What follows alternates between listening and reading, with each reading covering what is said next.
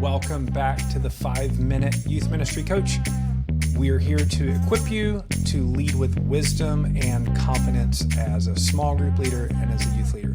This is the 4th episode of our Successful Small Group series, and we're talking about how to manage the dominant talker. That's going to be our goal today, equipping you to manage the dominant talker. You know the one I'm talking about, the student that means well but just does not know when to stop.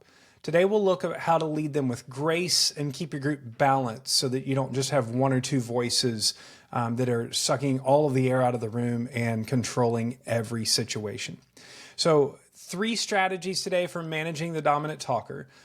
First, you want to affirm their participation and then gently redirect them. You want to affirm their participation and then gently redirect them. The thing is, you need some dominant talkers in your room. If everybody's quiet, and I've been in groups like that where nobody wants to talk, you would be begging for a dominant talker. The problem is, if you've got others that do want to talk, that one person can silence them all. So you don't want to shut them down. You just want to shepherd them. A dominant student often talks because they feel excited, they feel eager, or they're just socially unaware that there are other people that have things to share.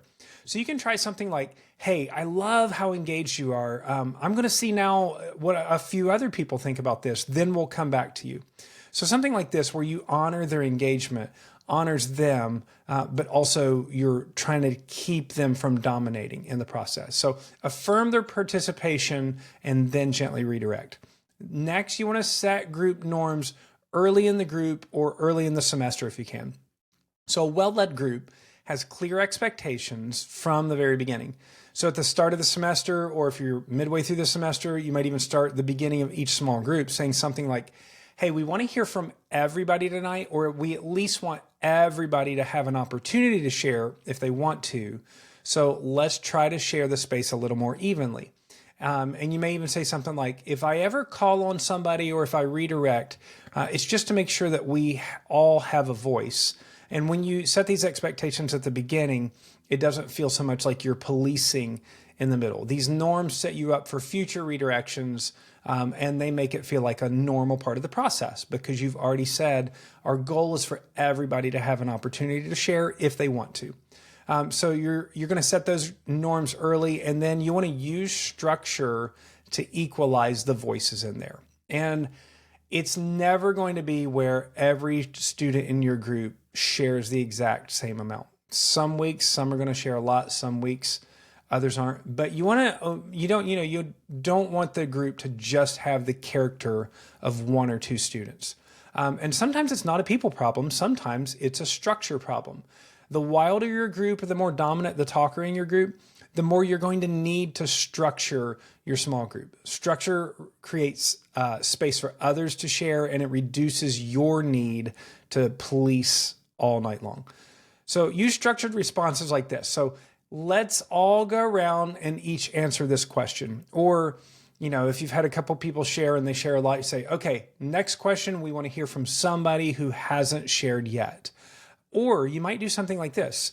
All right, I'm going to ask a question and I want you to turn to a partner and answer the question first, and then we'll do some group responses. That way everybody gets a chance to talk, and then some people get a chance to filter out what they're going to say beforehand. For some groups, and especially younger guy groups, we've found that sometimes having some kind of physical object that they can pass around and designate for the current talker, it helps them to focalize on who's supposed to be talking. You just want to make sure that whatever that object is isn't so interesting that it becomes a distraction. So you don't want something super cool that becomes a fidget thing, or something that's tossed with violence around the room.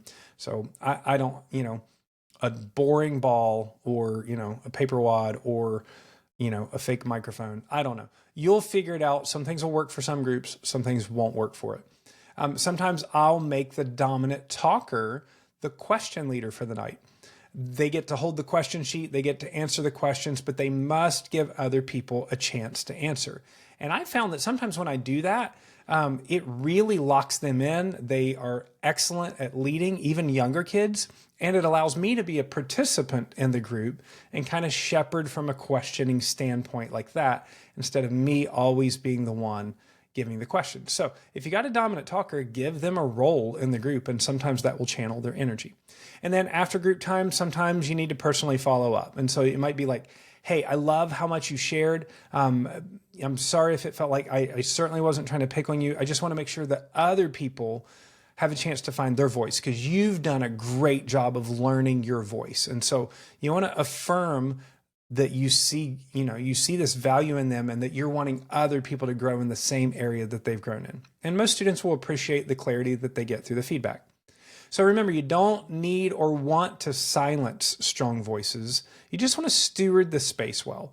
So if you lead with kindness and clarity and consistency, this will help make room for students who talk too much and the ones who rarely ever talk. And next week, we're going to talk about how to coax out that quiet kid. So I hope that this is enough for you to work on this week. And then next week, we'll handle the other side of the pendulum.